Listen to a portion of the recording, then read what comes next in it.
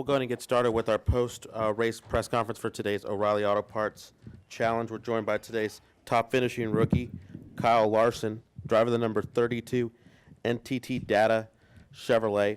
Kyle, talk about your runs, your best finish here at Texas Motor Speedway. Yeah, a lot better than our last time here.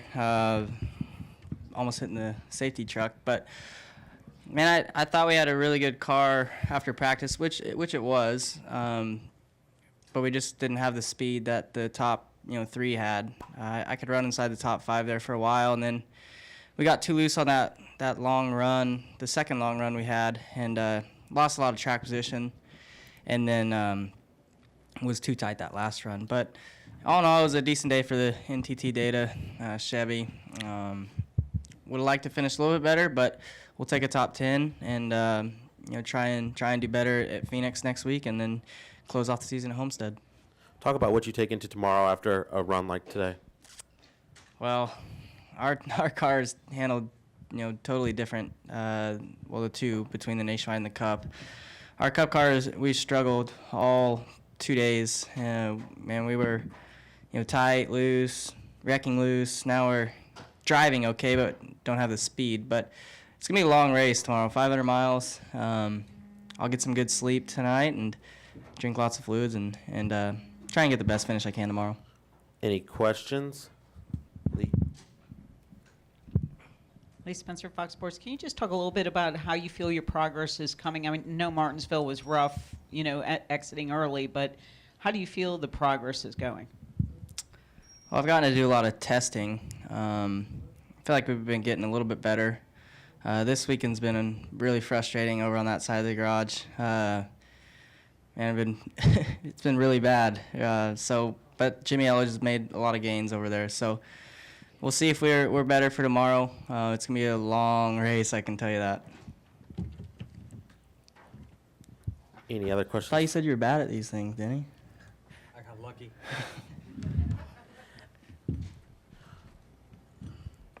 Well, let me introduce our second place finisher, Denny Hamlin, driver of the number 20 Dollar General Toyota. It's his third runner-up finish at Texas Motor Speedway Nationwide Series competition. Denny, talk about your run there.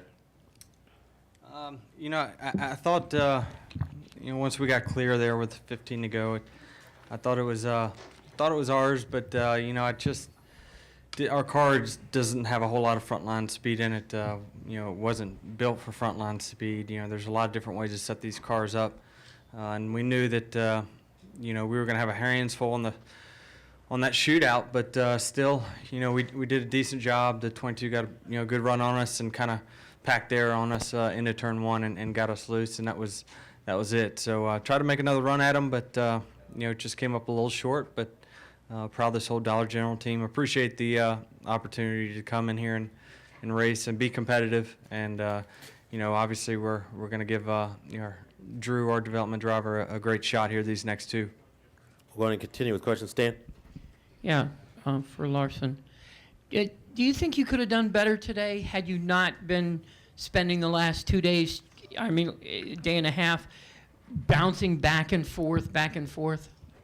No, I think running the Cup car helps a bunch over here. When I come back to the Nationwide car, it's just so much slower that you can feel like you can drive it harder. So I think it showed a lot at Charlotte. I was really good there and was able to even qualify good. So I just think being used to that extra speed and getting laps on the track before we ever got on the track in the Nationwide car really helped out.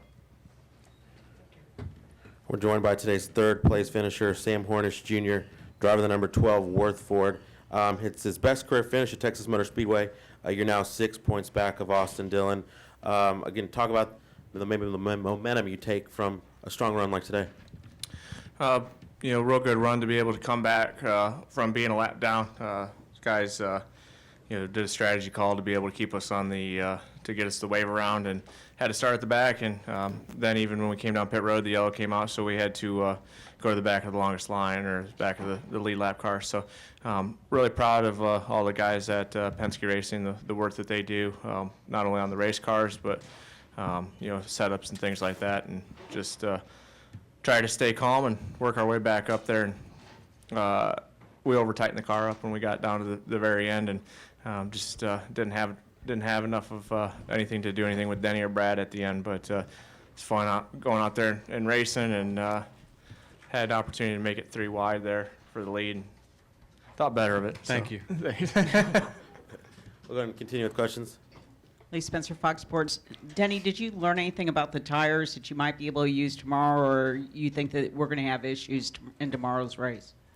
I don't think so. Typically, as this track rubbers up to where it gets better, and you'll never ever hear me complain about a tire that wears out. So they can wear out in 20 laps. That'd be fine with me. Chris? All right. Over here, Jerry.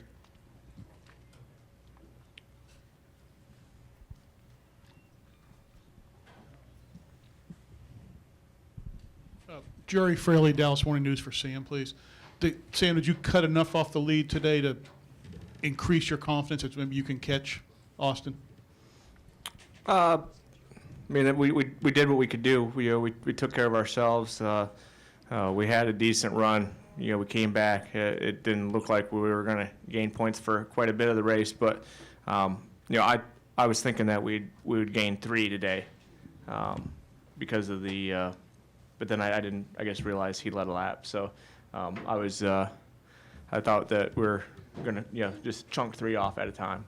But I'm really looking forward to go to Phoenix. I love that track. A lot of good memories from there, and we'll just see what happens. I mean, it's we didn't lose any, and that's the key thing. If we can take 1 or 2 off the following weekend, that really puts the pressure on that. He doesn't just have to finish within a couple spots of us. He's got to probably beat us. Stan Creekmore again with RPM. Denny, was today's run at all a physical challenge, or is this a mark that you are feeling much better in being in the race car? I'm feeling a lot better for sure. Definitely. It's good to kind of get repetitions, and really, I'm as loose after as I was before. So, really, like I've told you all for past month or so, it's definitely heading in the right direction, feeling a lot better, getting a better feel for the race car. So it's obviously translating into better performance. Chris. Chris Knight, CatchNuts.com, 1 for Denny and then 1 for Sam. Denny, Drew Herring gets in the car at Phoenix and Homestead. Can you talk a little bit about your relationship with him, and are you going to be there to coach him at all? And for Sam, did you feel like that this is a place where you could capitalize on Austin Dillon, or did you feel like that you guys were going to be on equal fronts, and then have your performances lately equaled any phone calls regarding 2014? As far as with Drew, originally, I was hoping for Drew to get to run all 3 of these races, and he's done such a really great job for us at Joe Gibbs Racing that he deserves the shot. He deserves the opportunity. He's a guy that sponsors would love. So I think that he's going to be one of the future of our organization. And my relationship with him was, when I got brought along with Joe Gibbs Racing in 2005 or 6, and we had a lot of success early on. They asked me who's next, and Drew was really the next guy I could think of. We raced late models together, and he's just done an outstanding job. I've done some tests with him before. He's run the same speed I do, so he's good, and he'll show that these next 2 weeks. And I'm obviously going to be looking on, and anything he needs, obviously he knows how to get a hold of me. As far as my answer goes, I didn't know if we were going to be able to do much here as far as being able to capitalize. Austin's been pretty good on the 1.5 miles, and especially some of the bumpier ones like here in Atlanta and Kentucky as well. And really, for most of the last 12 or 13 races, we've ran within 2 or 3 spots of each other almost the entire race. I might be 2 or 3 behind him, and then it switches around, and it just seems like I've been around the 3 car a lot the second half of the season. I feel like when coming into almost any of these races, I feel like I could will generally be racing around him for the majority of the race. As far as next year goes, I've talked to just about anybody that'll talk to me, and the unfortunate thing is there's still a lot of people that by the time I knew what was going on, it's late for a lot of things, and then the people that still have stuff open, they're looking for money to be able to fill it. So that's kind of a different thing. Any interest outside of NASCAR? For me, not at this point in time. I came over here because I wanted to be successful at this, and this is what I wanted to do. I don't have any interest in to go back to IndyCar at this point in time, and for me, it's really about how to try to make this work, and I've tried to sit down and justify a lot of things in my mind, and the one thing that keeps coming up to me is what's going to further my career. So maybe I don't find something full-time for next year. I would rather be in something that at least I could run a couple races here and there and be competitive with, work hard to try to figure out how to be back full-time in 2015, as opposed to getting something that I don't have any chance of winning with, and a good day would be 15th. Question up front, Carlotta. Carlotta Schmicken, Hill Country Happenings Magazine. This is for all three of you. As the last laps were starting, the shadows got real crazy on the track, and then you turn a corner and then you'd be in the bright sun. Does that have any impact during the race for you? Or do you not even notice it? I notice it when my windshield's really dirty. That's the most difficult part, is when you're running these cars, you do a lot of side drafting with. So there's opportunities to really kind of use that side draft, and you want to run every inch of the track you can. But a lot of times, especially off of 4 here, once you have a dirty windshield, I literally the last 5 laps I'm pushing as hard as I can, but couldn't quite see where the outside wall was. So it definitely is a challenge. That could be a problem, not seeing the outside wall, couldn't it? Well, we run into each other a lot anyway, so. Now, tomorrow, it'll be an hour difference because of the time change. Do you think you'll still be impacted by those shadows? It means it'll get darker. If I run into somebody, I'll use an excuse.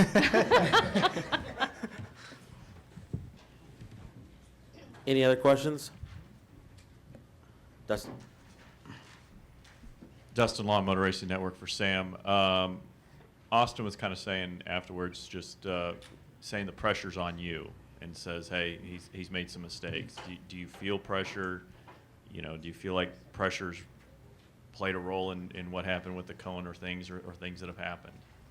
I should have known better with the cone issue, but running third there, trying to gain a little bit, and just how much grip that the tires still had left in them. As soon as I got on the brakes, it started to lock up even while I was up on the banking.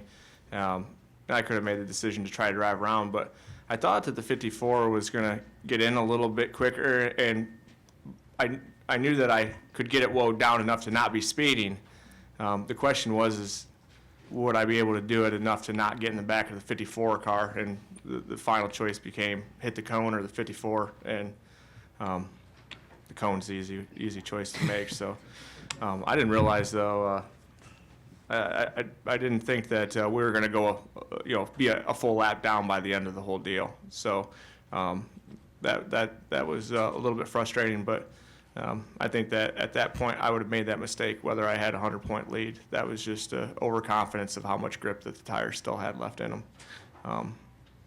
He's right. He's got the points lead. All he's got to do is stay within a couple points of me. But I also know there's a lot of racing left to go, and I know that there was an opportunity today when I was about 10 spots ahead of him. So if that green flag run plays out and the yellow doesn't come out, we're talking about a whole different story. So we're just going to keep our head down, keep working hard, and get to do the best we can. Any additional questions? Gentlemen, thank you very much.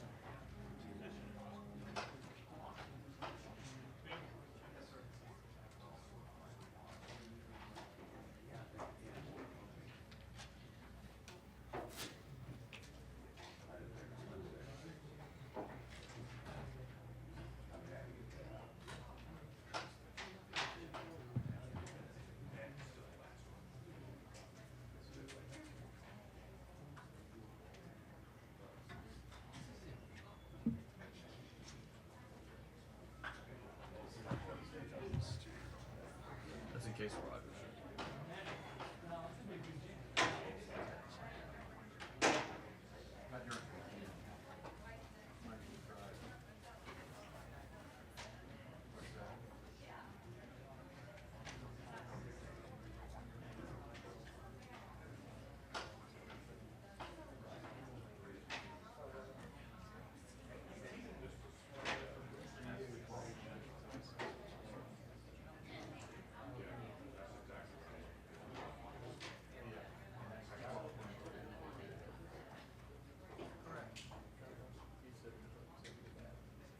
No, he was talking to Diddy.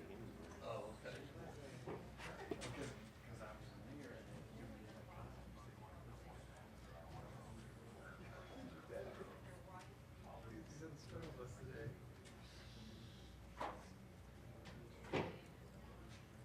I thought we were having a conversation with him.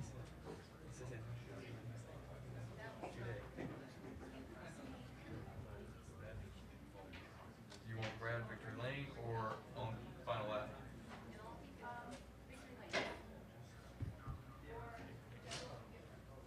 Website's got more.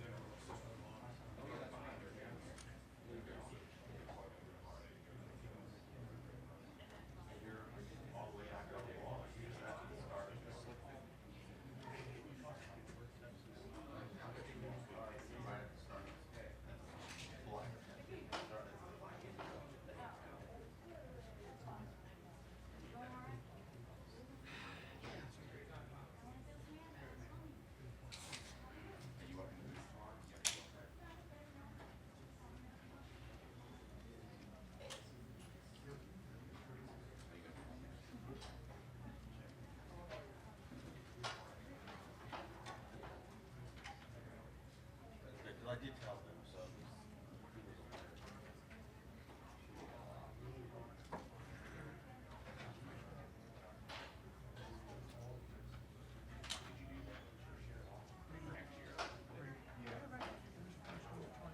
What?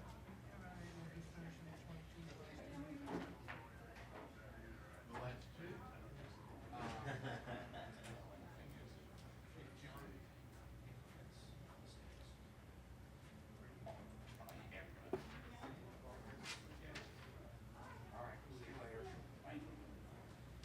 I wondered if they changed the brand because he wasn't eligible. I don't know if they did any spending or something, you know?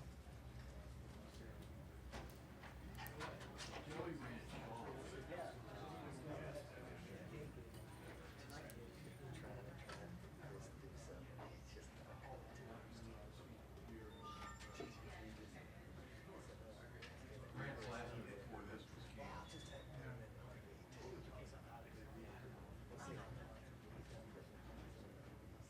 Chris, you guys stay with No, he's saying, I'm putting everything in the closet. Yes.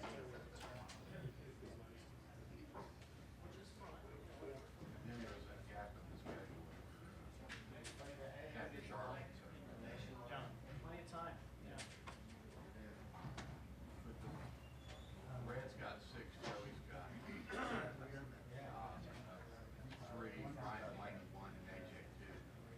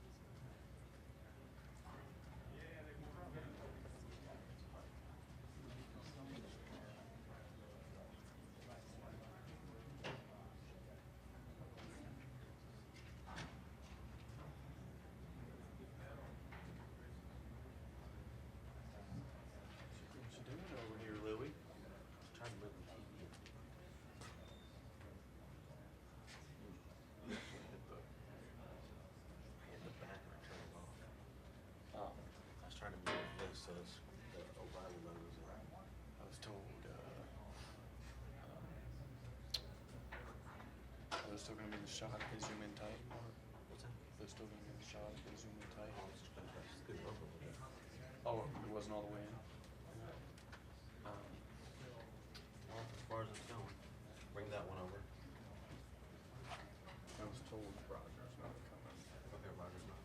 That's what Mindy told me. I didn't know his church master.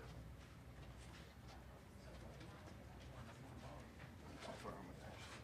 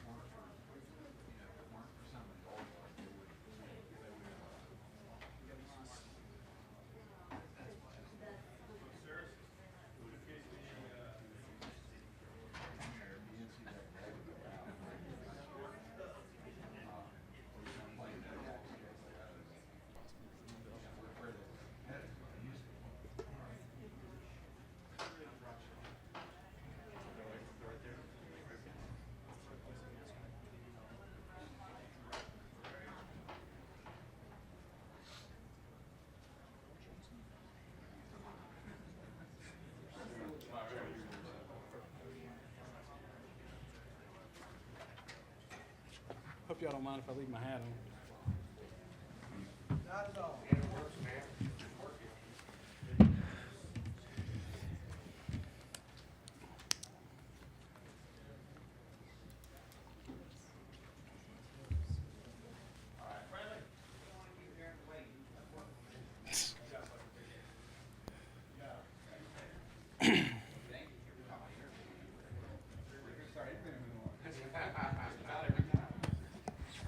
Fancy stage over I here, know. ain't it? Check out the Or- tabs. I can't pull it off. I know my limitations. That is my limitation. Is my what? It was black. No comment. On that note, we're joined by today's winner, Brad Keselowski, driver of the number 22 Discount Tire Ford. This is Brad's first victory at Texas Motor Speedway, his 8th top 5 finish in Nationwide Series competition here at TMS. His 6th win and 8 starts in Nationwide Series races this season. Your car looked strong there late. Talk about your run. Yeah, it was strong. The Discount Tire Ford Mustang from the get-go just took off fast, and it looked like it was going to be a classic battle between the 54 and us, and I guess that would have probably ended in a good or bad way, but obviously it didn't shape out that way. Some circumstances played out with the way the yellows fall, and we had to not take tires, and trying to get through that scenario was really, really difficult. So we made it through. Obviously, the 54 did not, and the 18 and 20 were the cars up front, and we kind of had shuffled at that point, but. I think the team did a great job of getting us to where we could utilize our strengths, which was having a fast car and being able to get through traffic fairly well.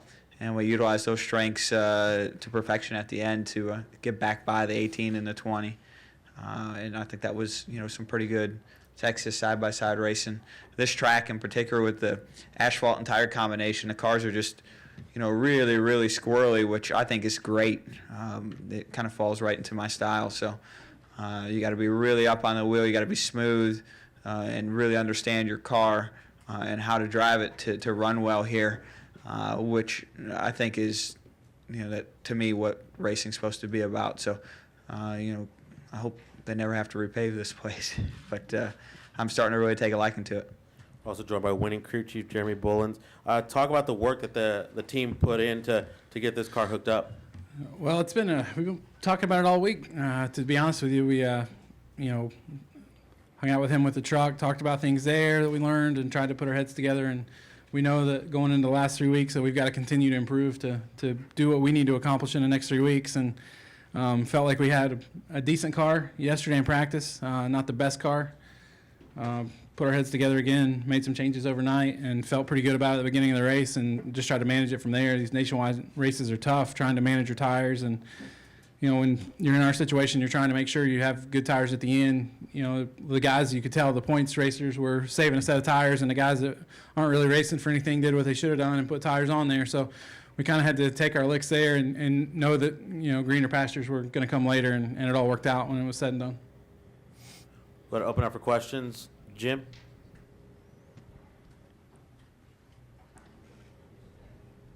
Jim Utter, Charlotte Observer. You are, with 2 races left, Brad, you're obviously going to play a large role in whether or not the 22 pulls out the win in the owner's title. Not the championship I'm sure you wish you were competing for, but is it some consolation to be trying to play a role in providing Roger another championship and helping Jeremy finish the season off? Yeah, like you said, it's I wanted to compete for both championships. I didn't want it to be just one, and I certainly don't want to trade. But it kind of is what it is at this point. You just move on and do the best you can with the circumstances. And I think we've had some great runs this year. This is my 6th win in the nationwide car. I think AJ has 2 and Joey has 4. Is that right? I can't remember the math. So, yeah. Is that right? Sounds right. But he's only got 1 race left, so I can't wait to rub that in. I can't believe you haven't already. Yeah. Oh no, maybe it was 3 because Blaney won 1. Yeah, that's right. 3. Yeah. All right, but I can't remember what I was talking about. But I dug us a hole there at Kansas with obviously getting tangled up there, and we lost some points. So it's great to be able to recover from that hole, grow a little bit of a lead. But 2 races are a long ways left, and 22 points is, it's better than nothing. But it's certainly not a guarantee of anything as well. So obviously I'll be running the car next weekend at Phoenix, and then Joe Logano will finish out at Homestead. So, but to get back to your point, it's about Roger, like you said. It's about getting him something he hasn't done, and I take a lot of pride in that. When I came to drive for him, he didn't have any NASCAR championships, and that was not a point escaped on me or really any of you guys in the media. And together we've, I guess you could say won 3 if you count the Sprint Cup owners and drivers, and then the nationwide drivers. And I think it's somewhat an incomplete feeling to not have that nationwide owners title, and at least it is for me. So I want to finish that off and be a part of it. So it is. It's been rewarding so far. It's not over, but if we were to win it, it would be very rewarding for me personally to be a part of providing that for Roger. Chris. I'll let Lee go first. Ladies first. Lee Spencer, What a Fox. guy. Isn't he? He's a mission gander like you, right? Anyway, you tied your record of 6 nationwide wins. You did it in just 14 starts. You get some sort of, I don't know, pride out of doing that?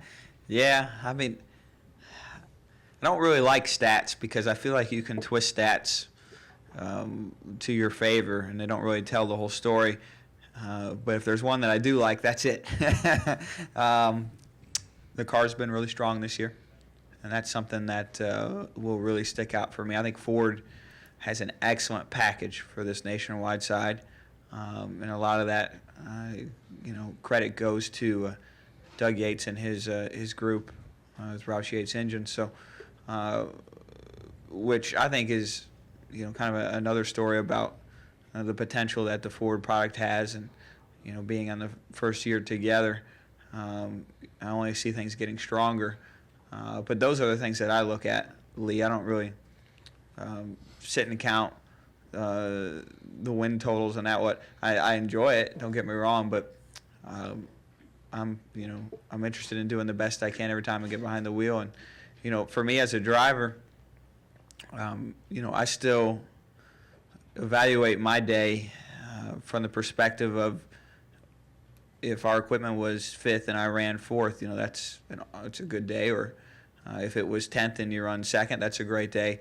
You try as a driver to just outpace your equipment, and that's what I take pride in. And obviously, being able to execute with a winning car is something you take pride in as well. But so like I said, I think there's more to the story than winning percentage or whatever you want to call that. The cars have been great, and that's not always a reflection of me. That's a reflection of the group. And can you give us what your prediction is with the tires tomorrow? I think this track is becoming more abrasive. There's a great case to be made for the zone tread tire that we ran in Atlanta to be used here and give us a little more margin. We did not see any issues in Cup practice, and the issues that we did see today or with cars that tried to execute more than one fuel run on a set of tires. The tires are obviously made to run one fuel run. So, every time there's a tire issue, the tendency is to go right to Goodyear and point the finger, but sometimes you have to look at yourself. Chris. ChrisKnightCatchFest.com. First, Spartans are leading. Sorry. Yeah, it's okay. Can you talk about your plans for Nationwide next year in 2014, and then also about your Cup car tomorrow? Can you sync up the show between Johnson and Kenseth and maybe make it 2 out of 3? Yeah, I think as of right now, it's really early to talk about nationwide plans, but I can say that I would expect it to be very similar to what we did this year with maybe Ryan Blaney running a few more races, but it's really early, and I don't want to jump the gun on letting Penske announce that themselves. But as far as the Cup race is concerned, I think we're really strong. I think we've got a great shot at it. I think there's probably about 3 or 4 cars, and whichever one gets the lead at the end is going to probably win. Like I said, obvious, but whichever one gets the lead, in the last restart, last pit cycle, either one of those two is probably going to win the race. So, I think the 20 car, myself, the 18, and the 48 are all really strong, and we might be just a touch stronger than them, but it's hard to say. But I'm interested to see and really excited. I'm just kind of kicking myself because I think we got a great shot at winning tomorrow. And I wish I would have done a better job yesterday to have a shot at pulling off all 3, but so it goes. Holly? Holly K, NASCAR.com. Hi, Holly. Hello, Brad. This is actually a question very similar to Lee's, and that is just kind of, what is the feeling like to get into a car that you know has had so much success, that you have just won so much in? I mean, does it almost feel like second place is a bad day at this point because you did so well in it? And if you could just talk about, just the feeling of being in a car at this level of racing where it stands so much chance to win. It's hard to put that in context in the moment. I think that's something you reflect upon when the season's over or maybe a couple seasons later. And from that perspective, I remember getting in cars that I had no shot in hell of ever winning in. So it feels a little bit balanced from that perspective, from a career perspective. But it's hard to appreciate it in the moment because all you can think about in the moment is don't screw it up. You got the best car. Don't screw it up. And when you win, it's almost more of a relief that you didn't screw it up. But it still obviously is a lot of fun. And, it's something that I'm obviously very privileged to have an opportunity to do. We'll go ahead to Jerry, and then we'll go have a question in the press box. Yeah, Jerry Fraley, Dallas Morning News. Brad, are you in a groove right now at the 2 top levels? In a groove? In what sense? To use another sport comparison, a baseball hitter like Big Papi Ortiz was hot in the Sure. playoffs. Are you hot right now? I don't know if that's fair to say about myself, I think that this particular track, I finally found what I need as a driver to run well here, to be competitive. I think that Phoenix as well is a track that I look for us to be exceptionally strong at. We've hit what we need to be competitive on both the Cup and the nationwide programs and to really win out the next few races. That said, there are still weaknesses in my game that I realize, and thankfully those are past us for this season. Of the press box. Question for the crew chief, Jeremy Ballens, Wolfgang Monser from Germany, Rennsport Press Agency. I had the impression that watching both cars, Brett's and Sam Hornish cars, they had nearly identical speed. How identical was the setup? Can you tell anything about that? Normally they're pretty close. Today, not so much. Like I said, we Brad and myself talked about some things this week, decided to try to better ourselves a little bit, and we tried something that we tried to refine an old setup, basically, and, sometimes you have to take a step back to take a step forward, and went through a couple of nights of digging through old notes to try to figure some things out for this weekend. And so, today I would say 50% close, probably not as close as normal, but nevertheless, it's a matter of giving both drivers what they need, and sometimes that takes something a little bit different. Put in Bob and then Reed. I'm Bob Hocker, Sporting News. Brad, you talk about maybe a sense of relief, just not screwing it up. How much more angst is there kind of the day after? I assume last night you kind of figured you screwed it up. Yeah, I definitely screwed it up last night, yeah. And if you screwed it up today, would that have any bearing on your psyche for tomorrow? Absolutely. It's momentum for sure. there is a case to be made for it. Momentum and confidence in this sport are, I think, crucial to any driver, to any team. And I think you see that, as the gentleman over there was alluding to, in more than just racing. But you do things differently. You act differently, and your decisions are made in a different mentality when you have confidence. And that's across the group. So when you have failures, it can certainly pull you back. This program, I think, is a perfect example of momentum because when a practice session is done and it might not have gone as well as we want, we still all believe, and we make smart decisions accordingly. And that's because of that success that we've had earlier in the year, and I think it just turns into a snowball and rolls down the hill until it's a snowman or whatever you call it. But there's a lot to be said for that, and I feel like we've got some really strong momentum at both programs, Nationwide and Cup side at Penske Racing. And like I said, I honestly feel like we can win out. Great. Reed Spencer with NASCAR Wire Service. You've raced against Matt and Jimmy all year long. If you're handicapping the championship at this point, who's going to win and why? I would say Matt, because he has the strongest pit crew on pit road, and we've seen that track position as ascertained on pit road is critical. And that will probably win him the chase. That's my gut. Lee? Lee Spencer, Fox Sports. Jeremy, with your record this year, just kind of wondering what your contract situation looks like, because I'm thinking that your phone's probably ringing off the hook. My plan is to do this again. That was the deal when we signed up to do it last year. And I'm looking forward to racing this car again next year. It's a lot of fun. It's a pretty good gig. So looking forward to the opportunity to try to have another year like this. And I think we've got the opportunity in front of us. Are you under contract for next year, though? I mean, have you Yes. already signed? Okay. And Damn, I hope so. Yeah. And Now Bra- we're going to have another discussion. and Bradley, if I can take you away from Twitter for just a minute. How do you know it's Twitter? Could be like Snapchat or something. I don't know. RP just told me that he wasn't invited to come to the media center, which kind of surprises me. but- Really? Yeah.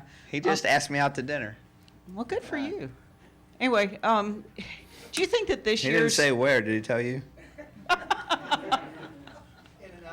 In and out. Yeah. Yeah. That's good. That saves more money for him to pay for me. Yeah. Do you think this championship rivalry is too friendly of a rivalry? I mean, those two riding off in a golf cart together, into the sunset yesterday and, sharing comments back and forth and text back and forth. Is this just kind of too friendly of a rivalry? Too friendly of a rivalry for who? Kenseth For and me? Johnson? For you? I don't know, just for the masses in general. I mean, do we just want to see a couple? I mean, here's Jeremy in the black hat. Do we want to see two guys in a white hat, fighting it out into Homestead? Keep your friends close and your enemies closer, Yeah. right? Yeah. I mean, it's there's two different perspectives, and it comes back to who's paying the bills. In this sport right now, the business model is sponsors, and with that business model, you'd be a fool to alienate half the fan base over a rivalry, because half the fan base pays your bills and pays your sponsors' bills. So indirectly, they pay your bills. In today's sport, you can't feuds. It reminds me of this Confucius thing I read the other day, that a man who lives a life of revenge dig two graves, one for him, one for the next guy. And that's how this sport is right now. You can't really have a rivalry with a popular driver, because what happens is their fans nag on your fans and vice versa, and they get on social media or whatever site you can have and tell their sponsors how you're the biggest a-hole, how they'll never buy your product, and then you don't have a sponsor.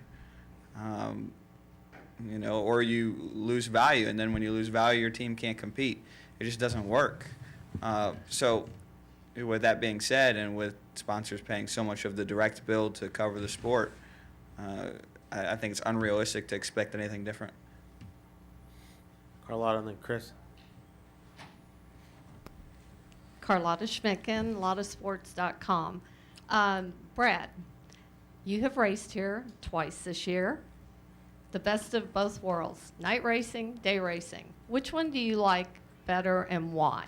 I like the ones where my car's fast. Those are the ones I like. Other than that, I really don't care. It looks cooler under the light. I guess, under the daytime or, lights lit up. But I was thinking about that in Victory Lane because the fire looks really cool at night. Other than that, it doesn't really matter to me. I'm going to race as hard as I can. The cars seem to slip around pretty much the same daytime to night. So Okay, what about I'll make it work. Toward the end of the race, the sun is coming across and the shadows, the sunshine, the shadow. Now, Denny Hamlin said if you have a dirty windshield, that could impact you. Absolutely. But do you find it's a distraction going in and out of those shadows? Oh, absolutely. It's a huge distraction, but this isn't supposed to be easy. It's supposed to be hard, and the funny thing about racing is it feels like an infinite set of variables, and at Texas that's one of them, and overcoming those variables is what to me is part of the challenge of being an elite race car driver, an elite race team. And I think that's a good thing because the cream of the crop should always rise to the top, and it does so when you throw in variables of that nature. Chris, and then Mark. Chris Knight, catchfence.com again. I was hoping I could touch on BKR for a quick second. I spoke to Ross Chastain yesterday. He was emphatically upbeat and confident about Phoenix next weekend. He thinks that is his race to win, and he says he's taking the same truck he ran really well with at Iowa. Can you talk about having someone like Ross in your stables? He came from SS Greenlight Racing and came over to you, and you guys have really helped him mature into a strong, confident, and race contending driver. Yeah, well, I think we've got a growing pattern over there. A lot of growing pains too with the trucks and trying to make them faster and win races. Ryan Blaney was able to win a race, and Ross, who drives the other truck along with me, and Joey Logano. Ross has run really strong at Martinsville and Iowa, like you said, and had a shot at winning and come up a little bit short for circumstances that were kind of beyond his control. But I'm proud of their efforts, and hopefully I can be a part of Ross's first win. Right here. Steve Richards of PRN. Brad, you answered Reed's question about predicting the Cup championship. What about nationwide? Can Sam overcome a 6-point deficit? I didn't know much about where it was at. I mean, I think it's anyone's race over on nationwide, so it should be a good 2 weeks. Sturp. I don't really have a prediction. I honestly think it's a dead heat. Yeah, Brad. John Sturbin, RacingToday.com. Can you comment about Sam having to race for a championship as a lame duck driver and how difficult that is just to go through all that? Well, I don't know much about Sam's status of where he's going from here or what his plans are. So I hesitate to use those terms specifically. But I can tell you that it's great to see him have an opportunity to win a championship.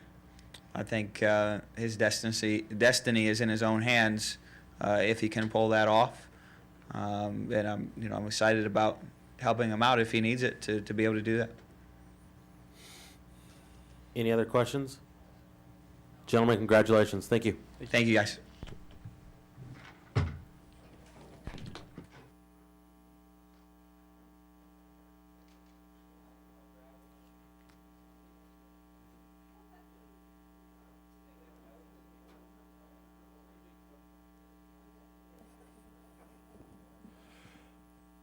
Tech inspection is complete. There are no issues.